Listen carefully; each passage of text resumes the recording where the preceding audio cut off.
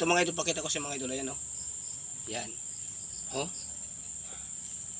Yan. Pasintabi na po sa kumakain yan. Ayan, oh. Yan. Yan po ng dumi ng isaw ng manok mga idol.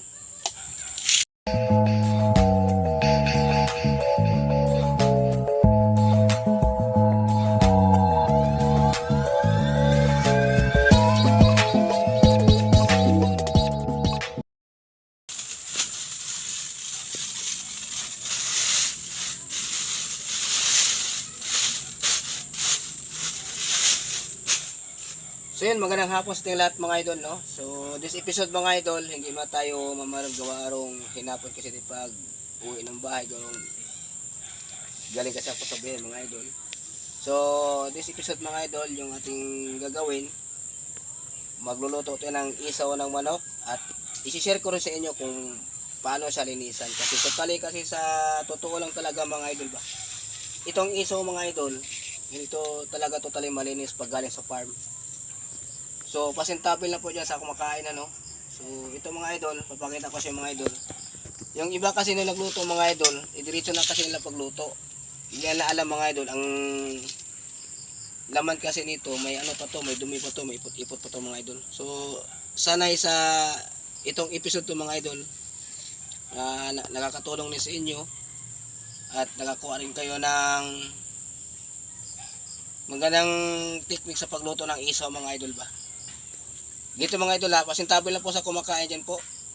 Sa lahat po ng kumakain, pasintabi lang po. Ito mga idol oh. Yan.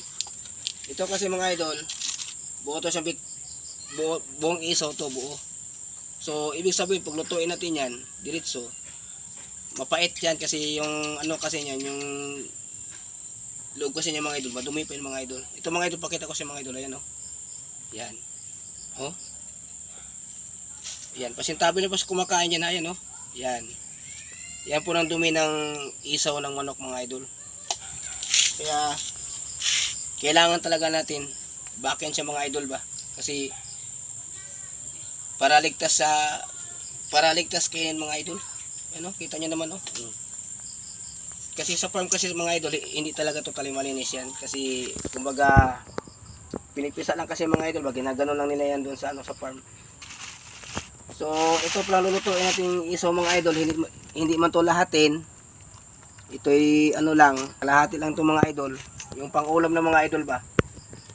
Kaya sana ay meron kayo natutunan mga idol sa ating pagluluto ng isaw kung paano. Conforme kasi tayo mga idol kumbaga iba-iba tayo mga idol kung paano magluto ng isaw mga idol ba.